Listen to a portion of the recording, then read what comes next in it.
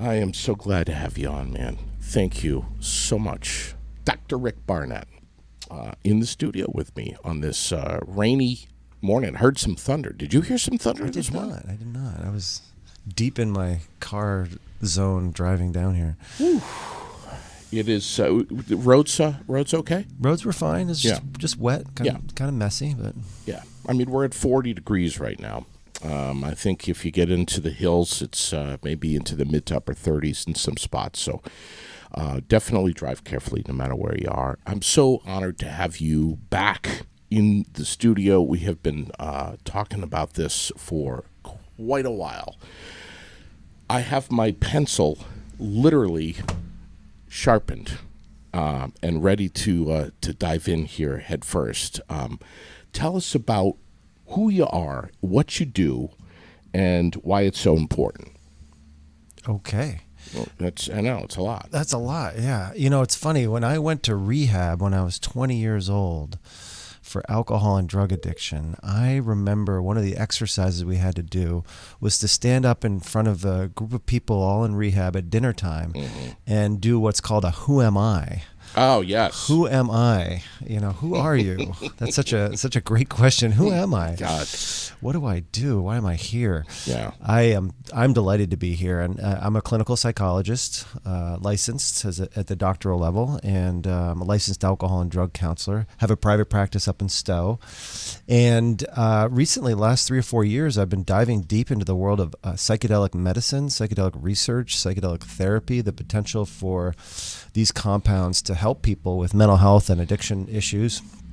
Having had personal experience with these molecules when I was a kid, and then to see the research come around, you know, in the last several years, and really knowing firsthand the potential for these medicines and these tools, these drugs, to help people, very different than the tools and the drugs that we have now. So I co-founded the Psychedelic Society of Vermont a couple of years ago, which is fantastic. A group of healthcare practitioners all gathering together monthly, putting on conferences and webinars, networking with each other, just to try to usher in these medicines, these tools that are stigmatized, frankly. Of course. Make sure we do it in a healthy way, an ethical way, and see what healing when treatment can emerge from that process. So it's really exciting. Been like I said, private practice, general counseling. I do some exams, disability exams for veterans every week to help them with their PTSD and other types of conditions. And I also have a contract with the state of Vermont to help with the DUI program. So I have a nonprofit that has a contract to, people get DUIs here in Vermont and maybe around the country, and they have to do some stuff like a class and some counseling, and I'm able to help them with that process. I'm guessing, and we're going to be talking, of course, a lot about stigma, but here in Vermont, we have a drug problem. So do you ever get folks that kind of look at you and generalize here? I mean, how could you be a licensed alcohol and drug counselor but be promoting drug use? Do you ever get that kind of generalization? I really haven't heard that yet, but it does harken back to the days when methadone and then later on, more recently, last 15 years or so, buprenorphine, Suboxone have come onto the scene and try to help people with opioid use disorder as maintenance drugs, as maintenance medications. And that's often an argument that I think silly people make around you can't treat drug addiction with drugs, that there's that stigma, substituting one drug for another. And I think that's misguided at best when people have that attitude. When it comes to viable treatments for opioid use disorder, having a maintenance medication. But psychedelics are quite a bit different from not only your traditional like SSRIs like Prozac or Zoloft or Lexapro or citalopram, those kinds of things. Quite a bit different than maintenance drugs for opioid use disorder, just because of both their pharmacology, but also the way in which the treatment is delivered. It's not the same at all as anything we have so far. Paul, I want to make sure you can hear us, bud. Are you there? Yeah, I can hear you. Can you hear me? We can. We've got Paul Brodie with us, who is a local licensed alcohol and drug counselor as well, and kind of aligned with you. Feels that Paul, I don't want to speak for you, but No, go ahead. Speak for me. that there could be some light here. That maybe there's some things that we're really just starting to scratch the surface on seeing the light of. Sure. Well, and it's interesting because we're not really scratching the surface on this. It's been around for thousands of years. So we're kind of returning to something that's already been established, maybe in a different perspective, taking this research-focused perspective on it, but this isn't something that's brand new to humanity. Yeah, exactly. Paul has a great point. There's this book that came out not too long ago called The Immortality Key, and it goes way, way back, thousands and thousands of years to the Eleusinian mysteries back in the ancient Greece, and finding these pots and finding this psychedelic substance that's sort of unknown quite what it is, but like psychedelic beer, and this whole ancient lineage of changing one's consciousness to connect with the divine, to grow and change and try to be in harmony with nature and each other. And so, yeah, Paul has a great point. This has been around for thousands of years. And then, of course, there was a massive amount of research on psychedelics in the 50s and 60s until it was shut down in the 1970s by the Nixon administration and the Controlled Substances Act. And then, starting in the 1990s, new research started to emerge. So there was a couple of decade hiatus on research on different psychedelics. And in the last 20, 30 years, it's really seen quite a resurgence. I like to call it psychedelic recovery, also known as a psychedelic renaissance. So we're recovering these tools and hopefully ushering them in this time with a kind of art and skill and process that doesn't allow them to get banned again. That's the goal. We want to do this thoughtfully.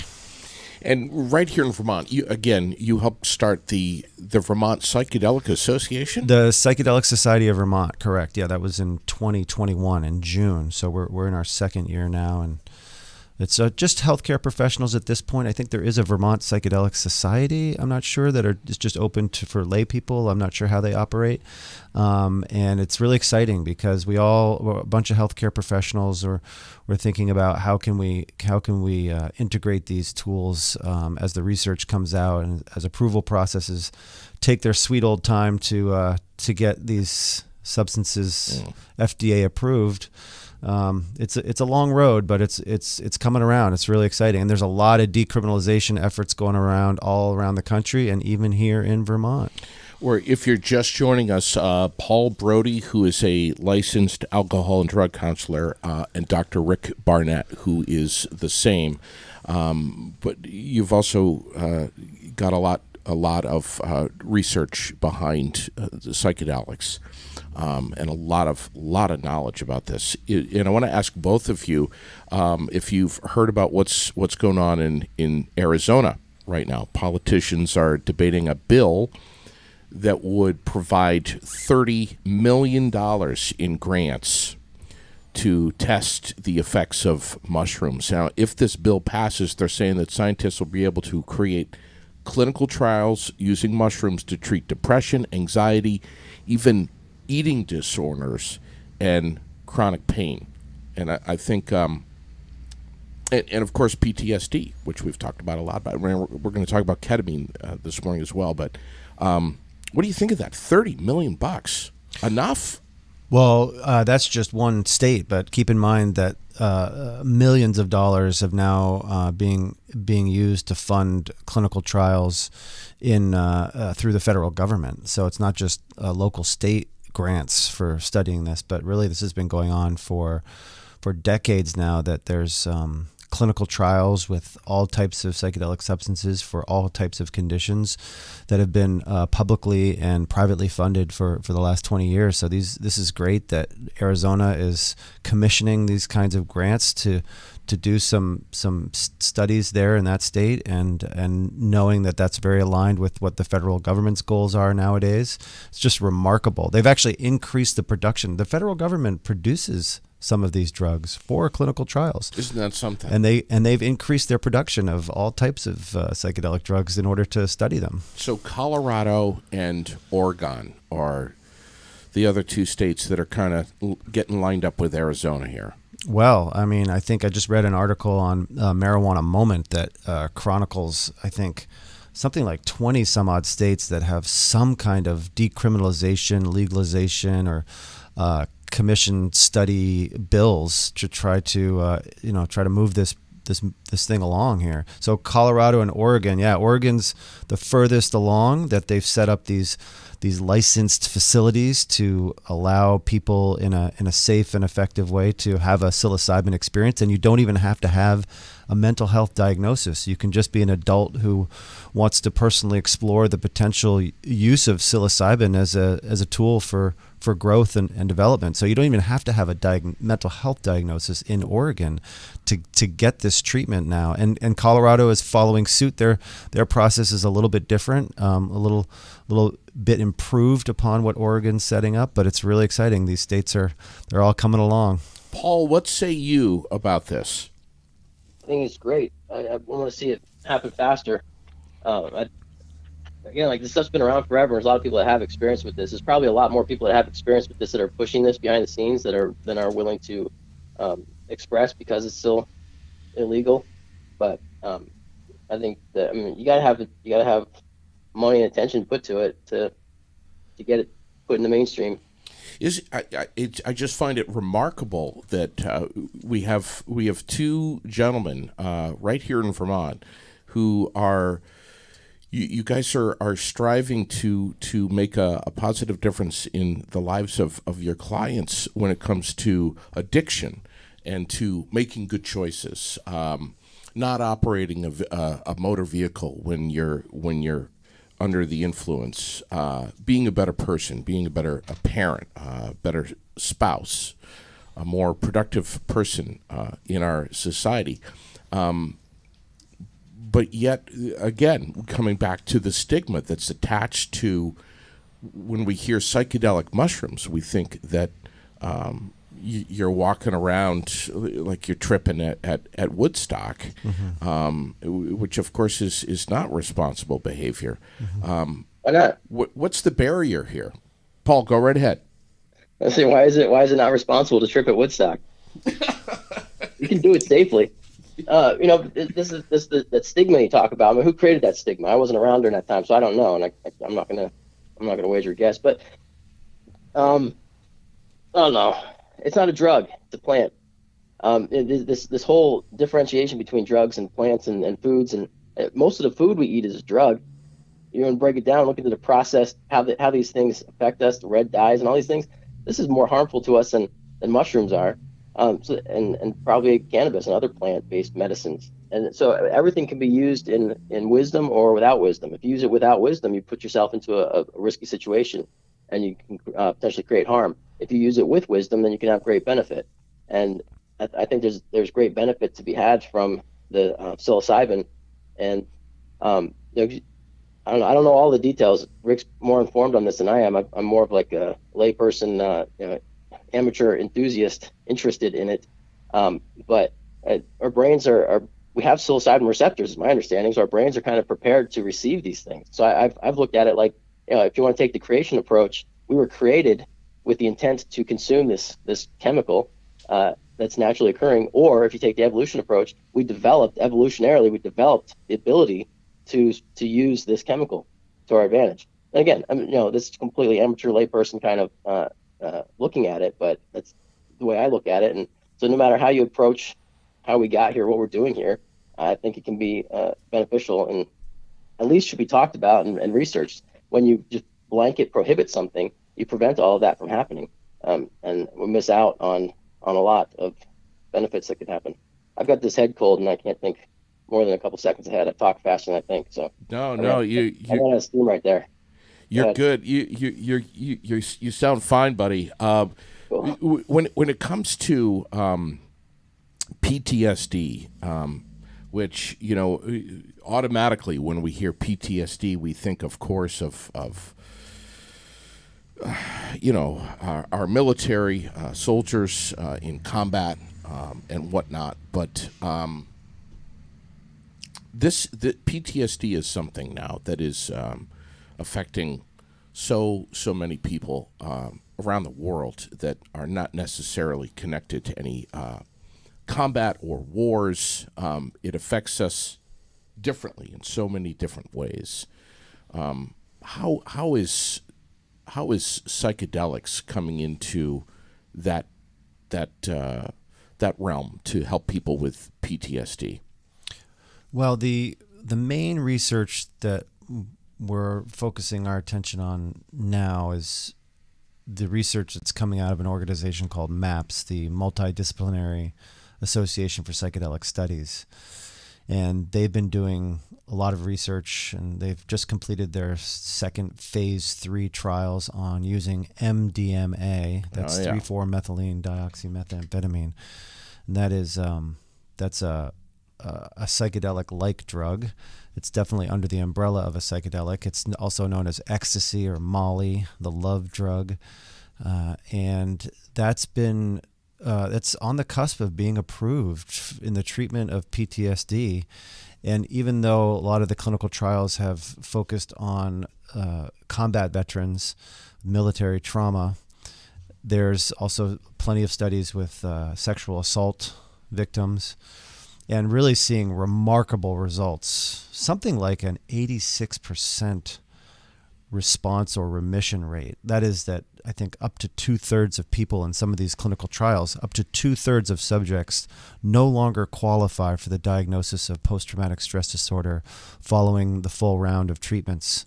Wow. Which is a remarkable finding. And then another 20% or so showing a robust response to the treatment, even though they still have some symptoms of trauma. So that's where we're at right now with PTSD and psychedelic drugs. That's the cutting edge. We expect the MDMA to be FDA approved and starting to be able to be accessed by the end of 2024. So we're about a year and a half away from this new treatment. And like I said, it's a very different model than what we see in current models of treatment for PTSD. We have different pharmacological agents like SSRIs or anxiolytics like benzodiazepines, different types of mood stabilizers that are all used in an attempt to sort of treat the symptoms of PTSD. And then, of course, we have different psychotherapies, some of which are very effective, something called EMDR, eye movement desensitization and reprocessing. Oh yes. Which is cool. Wow, if I've been reading a lot about that. Yeah, that's really cool. It's kind of psychedelic-like because it does sort of like allow your mind to travel in these different directions that you wouldn't think of, that helps unlock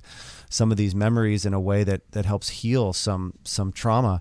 So there are some effective psychotherapies like EMDR to help with trauma. But the thing about MDMA, which is really interesting, is that it's really a nice combination of a pharmacological agent like MDMA that isn't intended to be used on any kind of scheduled regular basis. You basically have 2 or 3 dosing sessions spread out over 3 months. Right. Isn't that something? With intentional and directive psychotherapy in between the dosing sessions, and having therapists sit with you while you're having the MDMA experience. And it's just a different model. The models we have now is you go to therapy once a week, maybe twice a week, to have some EMDR, some psychotherapy. You take a pill every day to try to manage your symptoms. So what is being put forth with these psychedelic studies across different compounds is this unique combination of infrequent dosing and intensive intentional psychotherapy for a period of time to help really get to the root of the problem rather than just dulling the symptoms on the surface. Ah, interesting. Wow. Raylene is saying that she's had EMDR therapy and that it's incredible. Bipolar disorder. Psychedelic drugs can be extremely helpful. Most with bipolar go on and off medication because they struggle with the fog. Bipolar is a difficult one. So we know that, bipolar, in my opinion, it may be slightly overdiagnosed in certain situations, but we've got this separation of bipolar 1 and bipolar 2 disorder. And with bipolar 1 disorder, that's a very severe form of bipolar, meaning, intense mood swings that can border on sort of psychotic looking processes. And it's a very very intense condition to struggle with that can be managed effectively with some medications. And a lot of the research studies with psychedelics actually rule out people with bipolar disorder, whether it's bipolar 1 or bipolar 2. Bipolar 2 is considered a slightly milder version, not really in some cases, but slightly milder version of bipolar disorder. And I think, personally, I believe that psychedelics do have potential to help with mood instability when it comes to bipolar disorder, as long as it isn't maybe not the more extreme versions of it, because we know that sometimes psychedelics can there are risks associated with it. And I think that's what Paul was saying earlier. Used with wisdom, these tools across mental health conditions can be helpful, but used irresponsibly or used at too high doses in the wrong setting with the wrong mindset, it can create some serious problems. So people with severe and persistent mental health conditions like bipolar 1 disorder, schizophrenia, we need to proceed a little bit more cautiously in those more severe conditions. But bipolar 2, bipolar depression, all kinds of mood disorders and anxiety disorders, obsessive compulsive disorders. It's really transdiagnostic. You were saying earlier, chronic pain, eating disorders, cluster headaches. I mean, it's being studied across conditions, fibromyalgia, mental health and physical health conditions. Depression, anxiety? Depression, anxiety. Yep, exactly. Paul, are you familiar with this new psilocybin bill that's coming out? I've read some of the articles about it. What can you tell us about it, Rick? Or either one of you. I would love any listeners to look and see if it's actually digitally available on the Vermont Legislature website. We're waiting for it to come out. I got a glimpse of a draft version of it, so we're hoping that it will come out here soon. The major points on the psilocybin bill that is coming out, hopefully in the Vermont Legislature within days, is to remove psilocybin from the list of drugs that are considered illegal. So it effectively decriminalizes psilocybin by removing it from the list of drugs that are listed in our state laws as being illegal and carrying serious legal consequences.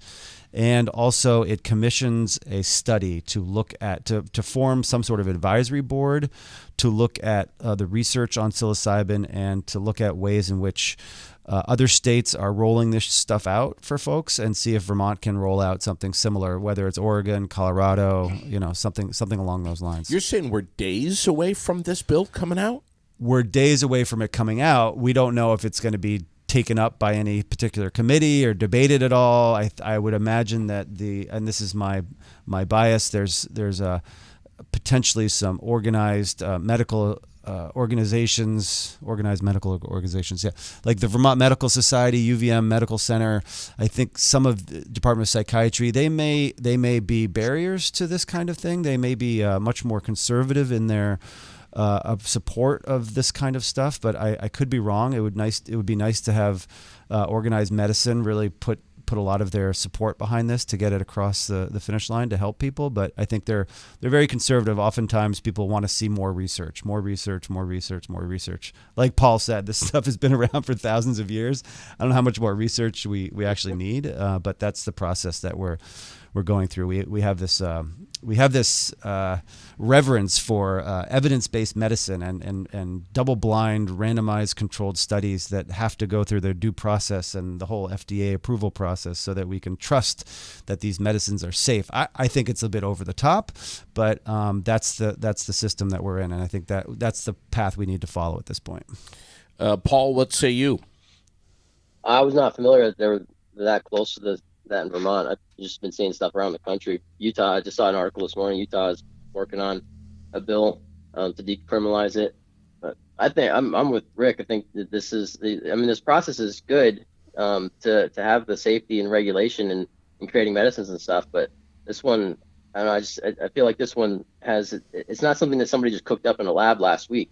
It's a plant. And I don't think my personal opinion is nobody should be able to tell another human being what they can or can't eat. It grows out of the earth. You just walking in the woods, something's growing there, and you say, "Oh, you can't eat that. Why not? Because I said so." Well, who are you? But that's my personal opinion. But I mean, you got to do the stuff. You got to either slowly experiment with it yourself, or you can benefit from somebody else's experience. me, I have a major cynical streak recently, and so I don't, a lot of this, these studies and FDA approval and stuff like that, I don't give a lot of stock to them, because if you look at what they're doing, you look at where the money's coming from, you look at all this stuff and the end results and how they push things before they are ready, for certain. I don't want to say anything too divisive.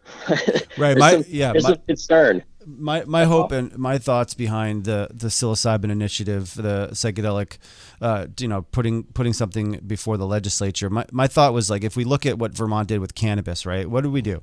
We debated. We still are. We're still debating it, yes. But first it was medical, and we had the dispensaries, Right. and then finally, when we got to the place of really trying to consider legalization, we basically legalized personal use, and so people could grow and have per member per household up to 2 mature plants and 4 immature plants per member per household, and you could possess a certain amount, and you could use it on your own, and maybe you could share it with friends and things like that. And so the goal that we had originally thought was, let the medical approval process run its course and let it do that, but can the legislature decriminalize the personal growing, the personal possession, the personal use, and sharing psilocybin without any compensation, not a commercial model, but just a personal use, grow, sharing, possession model for lower amounts of psilocybin, because people can grow mushrooms in their house. They can figure out a way to do that safely, and they can use it safely in their own homes or with their friends, and not be selling it on the street or contaminating it with fentanyl or whatever we have here. So I think that was the goal behind this bill. I think that's what the bill, hopefully when it comes out, will remove psilocybin from the list of illegal substances, so that people can grow it without fear of, and use it without fear of criminal penalties. I like it. Do either one of you microdose? I have. I have not decided what my relationship will be like with psychedelics after having used copious amounts of psychedelics when I was younger, and I would say misusing them. And I wouldn't say that's because psychedelics themselves are addictive substances, but I'm an addiction specialist, and so is Paul, and we know firsthand that people can get addicted to anything. Mm-hmm. We can get addicted to experiences like gambling, Netflix. and we can get addicted to Netflix and porn and all kinds of things that can really disrupt our lives. So peanut butter. Why couldn't peanut butter? Why can't we get addicted to changing our consciousness? There are some people who, Absolutely. a very, very, very small minority of people who will use psychedelics on a very regular basis in very high doses to try to continue to experience a change of consciousness, and they can do so to the detriment of their mental health and their physical health. And so there are as with anything. So there is that potential. My relationship to it back in the day was really, at first was an aid to personal growth because I found it fascinating, and then it quickly got sort of consumed and wrapped up into my use of other drugs, like a lot of cannabis, a lot of alcohol, and starting just to use all kinds of drugs and just throwing a little acid here, a little mushrooms there, a little MDMA here and there. And before I knew it, I was using all kinds of substances all the time, and psychedelics were included in that. So in terms of my current use, I haven't really decided how that's going to go. I'm sort of cautious about that for myself just because I have a history. Interesting. It's fascinating. You want me to tell you my experience? Yeah, go right ahead, please. So I microdosed a couple years ago. I was interested in it, started looking into this for the purpose of expanding consciousness and awareness. And I talked to someone who's done a lot of guided experiences with people and has an extensive history with using it and being around it and studying it. And so I had a good long conversation with them about what the benefits could be and my concerns and helped me to understand what is actually happening with it.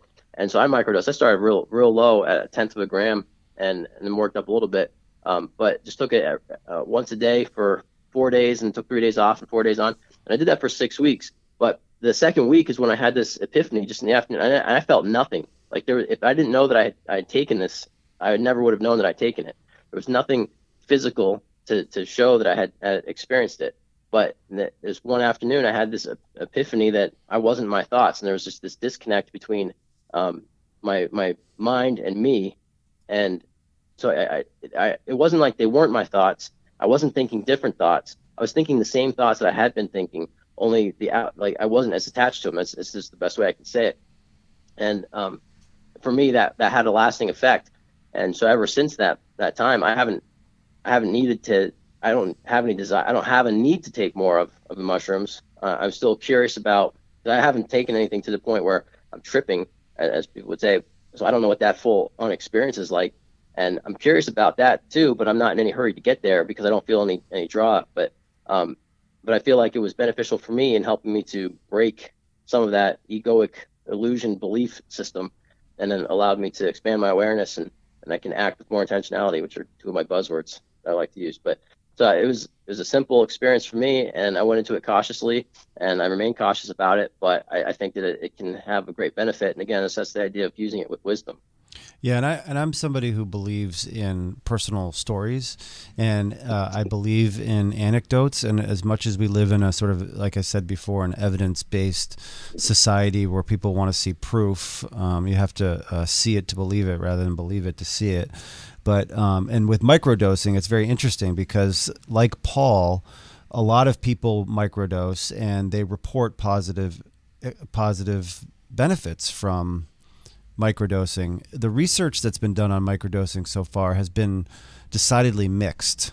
So attempting to do randomized clinical trials looking at the effects of microdosing on mood and other measures. Again, it's been somewhat inconclusive. There was a study that came out recently. Paul Stamets is a very well-known mycologist and mushroom enthusiast, and he was lead author on a study, I think it came out in Nature maybe like 8 months ago, that showed positive results from microdosing. I don't know if that study was a very pure sort of like the gold standard kind of approach. And it was only 1 month, I think. They studied people for like 1 month. So, I mean, like I said, I'm a believer that microdosing helps some people for sure. It's not for everybody. And I think that looking at it from a clinical trials perspective is important. But I mean, I've just heard so many stories of people who report benefits. It's just hard to deny at this point. Are you able to prescribe this? No, these are Schedule I illegal substances. Okay. Yeah, absolutely. What are you able to prescribe? As a clinical psychologist at the doctoral level in the state of Vermont, I'm not able to prescribe any medications. And that's something that I was on your show a couple of years ago on another matter. There are 5 states in which people with my qualifications, it's a doctoral degree plus a 2-year master's degree in psychopharmacology plus a licensing exam and supervised clinical practice, can prescribe psychiatric medications. And that's there are 5 states, and actually Colorado again is going to be passing that soon, hopefully, and Arizona actually is not far behind as well. We're talking about these states that are progressing not only in psychedelics but also prescriptive authority for specially trained doctoral level psychologists. So I've been trying to work on that here in Vermont. There's a bill that will come out again this session related to prescribing psychologists, again opposed by the medical establishment, unfortunately.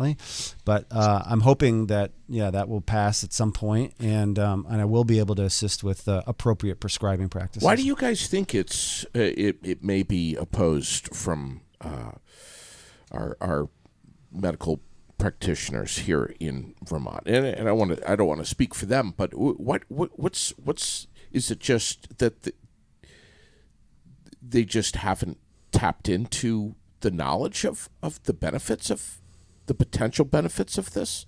I don't think they've actually looked seriously at the other states that have been prescribing psychologists for decades now to see that the danger. I think the main opposition is that they think it's dangerous. They think it's a public health hazard to have people that have the training and education that I just described be prescribing psychiatric medications, which is just unheard of in my opinion because of the number of different prescribers that we have. We have physician assistants, nurse practitioners, we have dentists, we have primary care docs.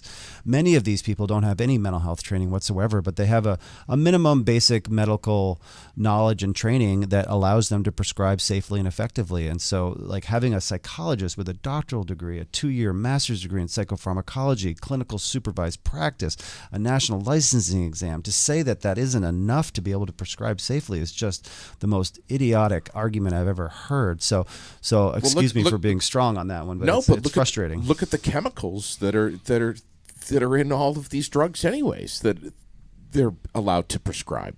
Yeah, and most of the prescribing, as we know, is done by primary care. So if you're feeling down in the dumps or you're feeling anxious, most people will go to their primary care doc and say, "Hey doc, I'm feeling down or I'm feeling anxious. Can you help me?" And they'll say, "Yeah, here, try this medication. And by the way, you should go talk to somebody about it." And so they'll walk out of the office with a script.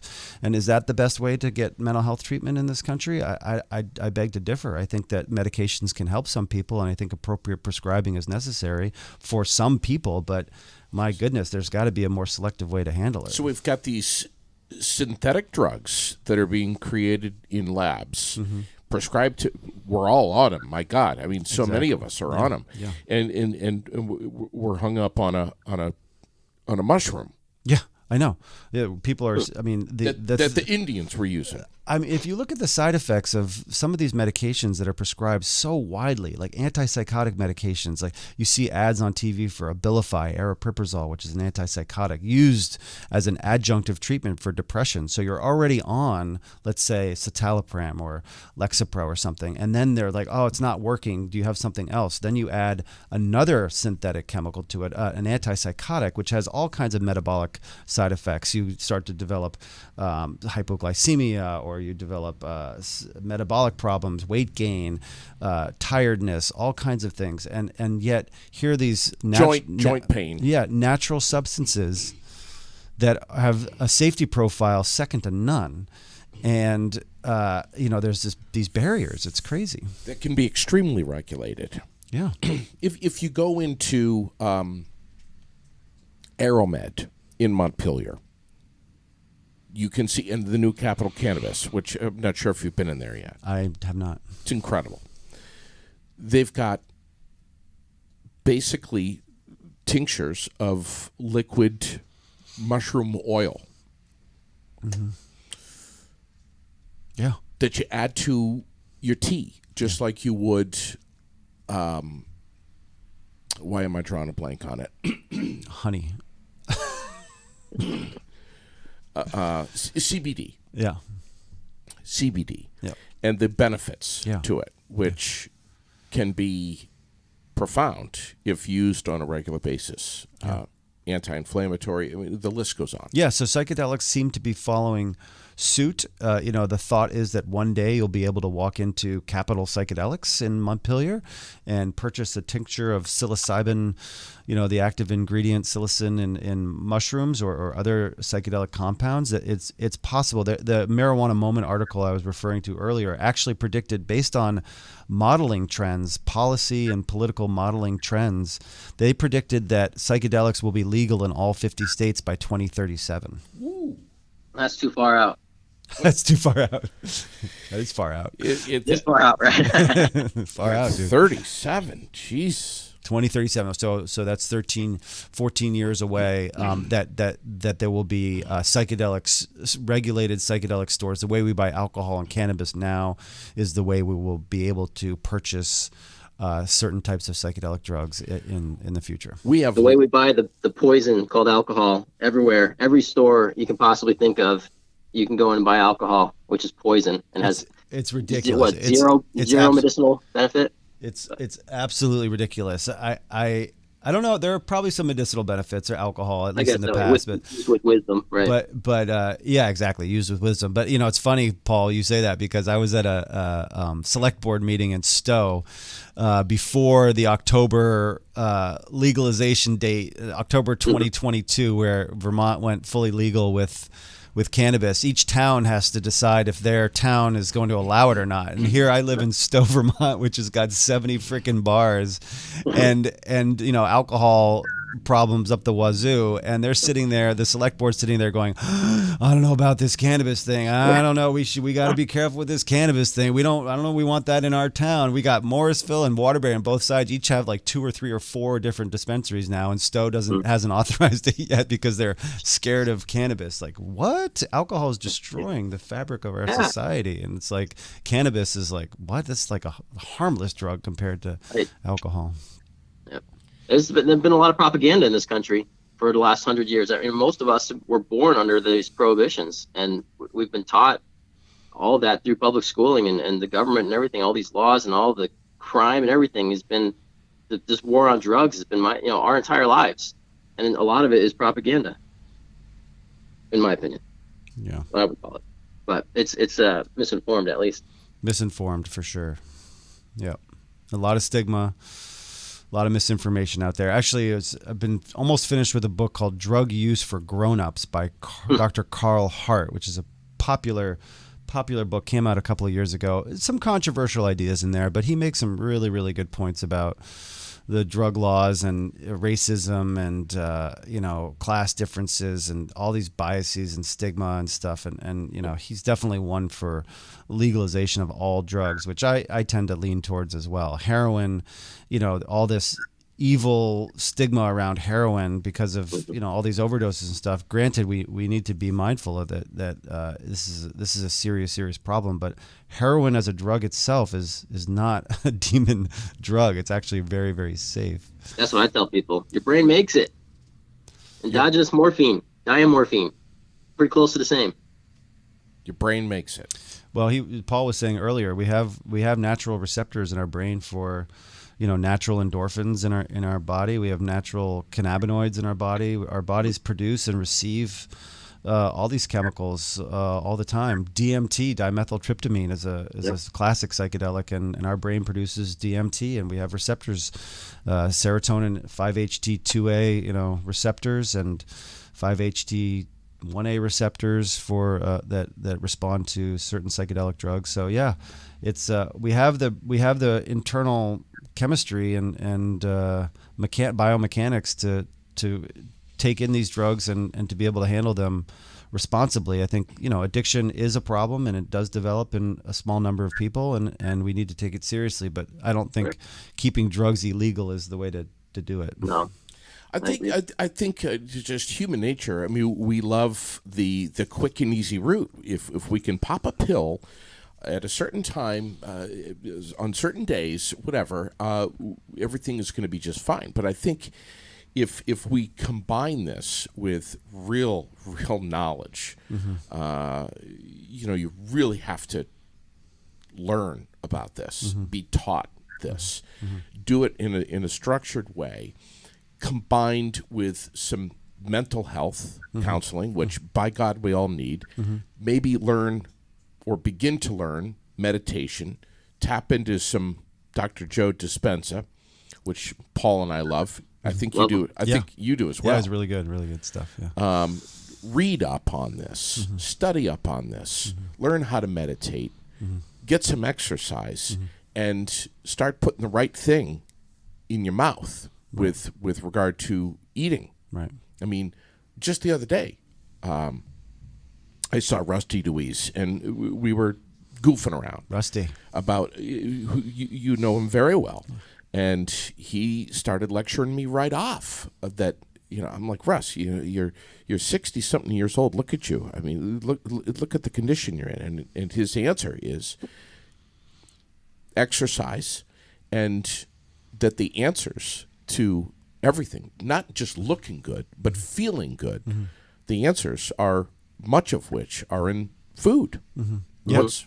Yeah, the other piece that I think Rusty embodies and it was missing of the long list of things you just mentioned is really connections and community, like building community. Like you build community around this podcast and connecting with people and developing community supports and community groups and connections and networking and friendship. And it's a big part of 12-step recovery, if you believe in that kind of thing, the fellowship. So really building community. Rusty, knows so many different people, and he has community in Stowe, where I'm from, and he has friends, and this idea of connecting to one another and supporting one another in healthy ways is a huge part of being healthy in this society. We're often on our phones and immersed in our own worlds, and I think meditation and exercise and healthy eating are all really, really important, and meaningfully connecting with one another, like we're doing here. Yeah, in combination with everything else that we're talking about here. Yes, exactly.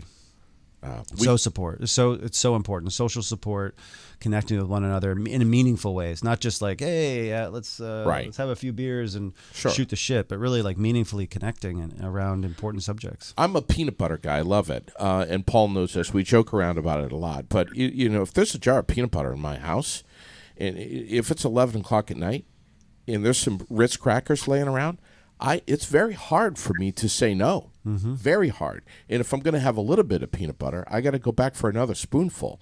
But I think if I were to learn from you guys the benefits of having one spoon of peanut butter and how all the negatives that go with having 6 or 7 spoonfuls of peanut butter, I think if I were to properly learn that having that knowledge is power. Yeah, you might actually develop a different relationship to peanut butter and Ritz crackers if you did the experiment that Paul did, which is to try microdosing for a month and seeing if your thoughts about the Ritz crackers and the peanut butter after microdosing 3 days on, 2 days off for a month, you might be like, I know I want peanut butter. I'm registering that there's a craving there. Acknowledgement. But I'm not sure I actually want to have it this time because I'm thinking about my thoughts differently and I'm sort of removed from the process. I'm not going to impulsively just run and grab the peanut butter. And I think that's an example of what some people report in terms of the benefits of psychedelics is that they realize that they can develop a different, or they find themselves with a new perspective on themselves, on the world, on their behaviors, their beliefs, their values. It's a fascinating field. And maybe their alcohol consumption. Yeah, I mean, it's being studied. There was a study that came out last year that showed a dramatic drop in number of drinking days as after one high dose psilocybin experience. Wow, Paul, did you catch that? I did. Amazing. Yeah. It came out in Journal of American Medical Association last year. Michael Bogenschutz out of NYU and Stephen Ross. It's just some amazing research. I mean, alcohol is such a huge problem. I mean, to be able to have 1 or 2 or 3 high-dose psilocybin mushroom experiences and then your alcohol consumption goes way down, if not completely eliminated. I mean, that's huge. We have a bunch of comments from one of our listeners who spends a lot of time at home. He's asking, isn't 1/10 of a gram underdosing? 1/10 of a gram. No, the problem with microdosing is that to try to get the right strain, the right potency, and the right dosage in terms of also one's own unique pharmacology, how much food and different types of food, their weight in some cases, there's a lot of different variables that go into trying to find the right dose. In general, though, 0.1 grams is considered a microdose, meaning it's undetectable the way Paul. Now, if you go up to 0.2 milligrams, you could experience a little bit of an effect. Maybe after 2 or 3 hours, you notice something in the background, but really not impairing whatsoever. Yeah, I've tried up to 1 gram and a quarter of. I've experienced with 3 different strains, and with one of them, the one I started out with at the 1/10 of a gram level, I got up to 1 gram and a quarter before I felt anything like physical on that one. But the other 2 at 0.5 gram, I was aware that I had something going on. It felt kind of like a cannabis. The variation is so huge. Do you hear what he just said? So he had 1 1/4 grams and barely felt anything of one strain, and 0.5 grams of another strain and felt something. So the variability is huge. You have to know what the strain is, and in order to get the dosage right, it's a little bit tricky. But once you find a strain, or if you grow your own and you know what the potency is, it's pretty easy to find the right micro. It could be microdose, could be mini dose. There's so many different expressions. There's micro, there's mini, there's museum, there's macro, hero.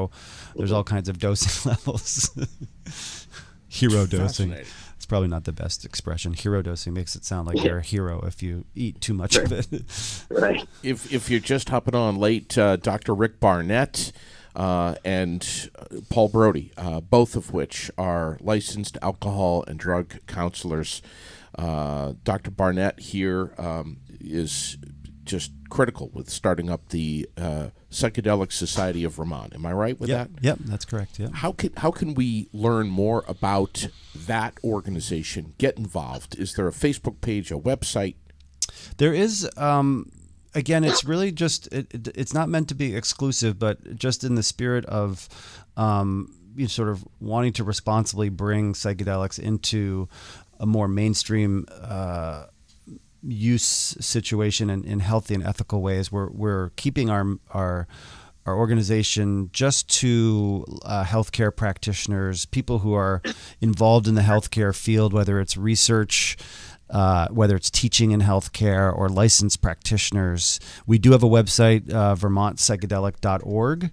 And we're putting on our second conference in Stowe on the fall equinox, September 21st through the 23rd, up at Spruce Peak Arts Center. We're having some leading researchers in the field of psychedelic medicine and psychedelic therapy come to Vermont and speak to us like we had last year. We had folks from Johns Hopkins, from Imperial College London, from Rutgers University, from MAPS. Rick Doblin, from the head of MAPS, came and spoke to us, and really just had a fantastic conference last year, and this year is going to be even better. So we are accessible on the internet, and there's a contact page there, but it's just me right now managing all of that. There's not a whole lot of other people doing that, but we're all in it together, and we do meet monthly for private Zoom meetings to talk about what's happening in the field, and it's pretty exciting. Obviously, I'm gonna ask both of you here in just a little bit how folks can get in touch with you, each of you directly. So stand by on that. We were just saying earlier that politicians in Arizona are debating a bill that would bring in $30 million in grants to test the effects of psychedelic mushrooms. And if this passes, it is going to be paramount to helping to treat depression, obesity, anxiety, eating disorders, chronic pain, PTSD. The list goes on. Mm-hmm. Along with Colorado and Oregon. And Vermont is just days away from passing or hopefully passing? No. They're not. We're not even close to passing at this point. We're discussing. We're discussing. We need the bill to come out and be introduced, and then hopefully be taken up for debate. So the bill is going to be coming out on soon. A psilocybin bill. Yes, very soon.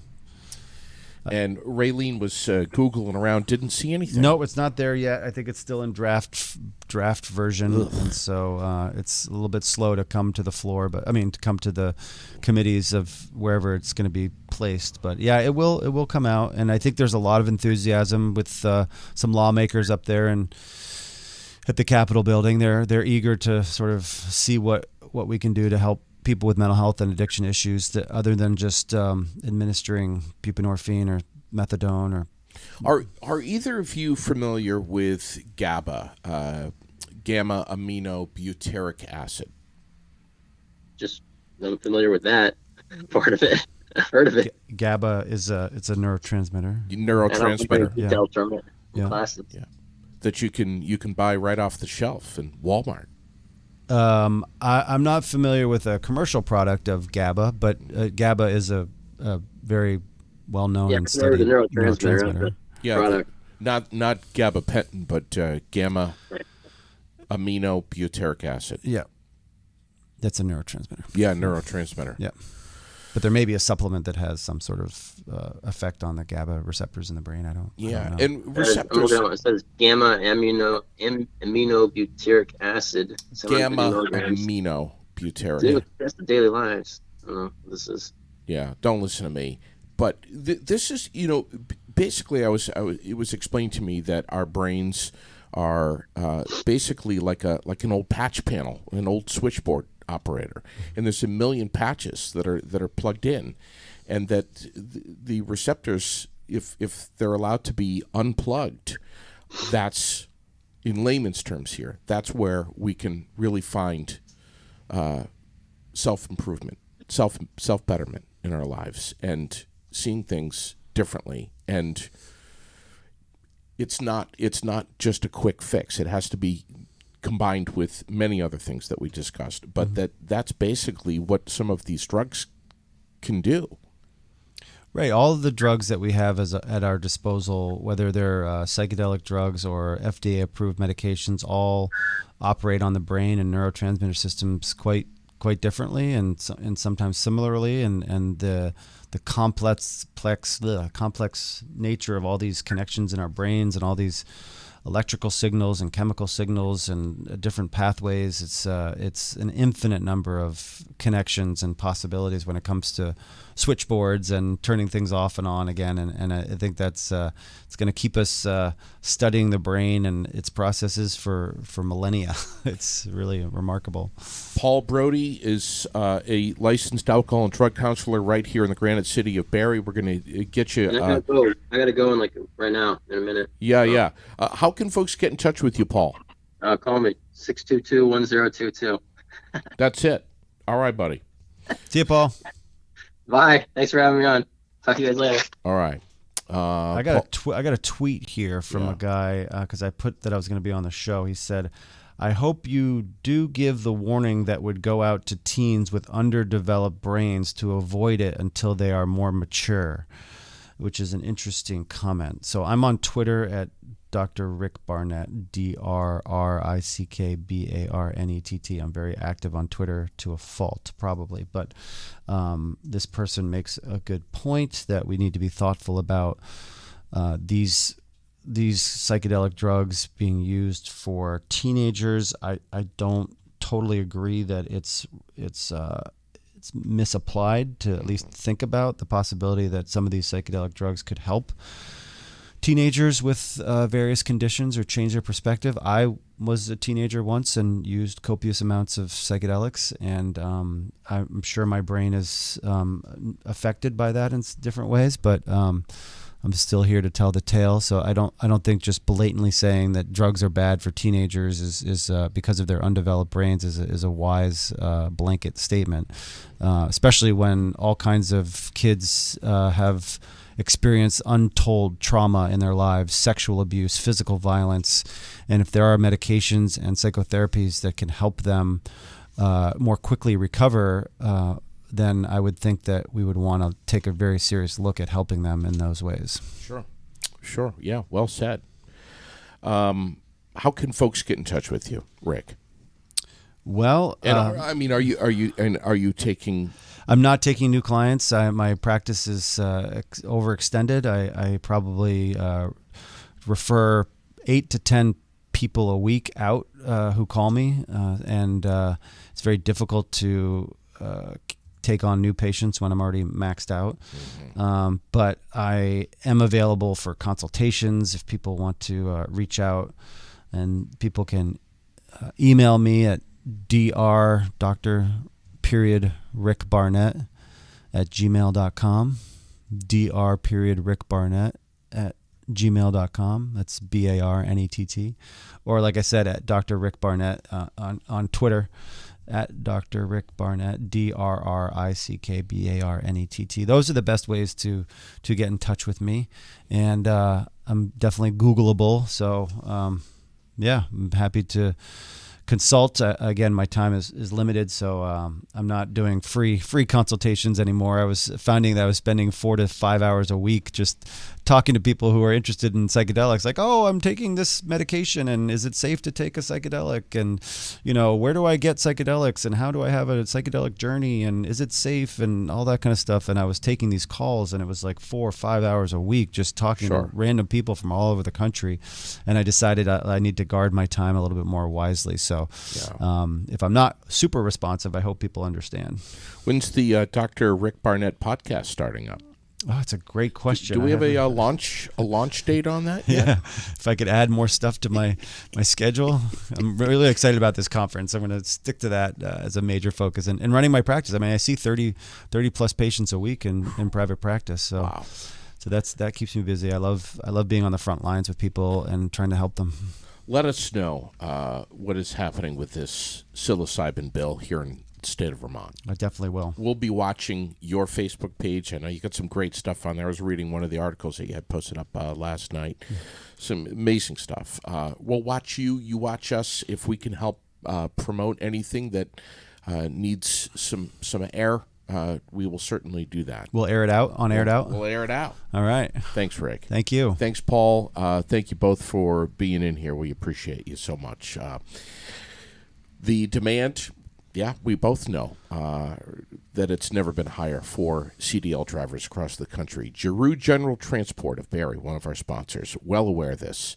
And they're saying that their Class A and Class B CDL classes have been full for months now, but they're always starting up new classes. So reserve your spot today. Don't wait. Classroom spots are filling quickly. Again, contact Tracy at Giroux General Transport, 802-279-3325.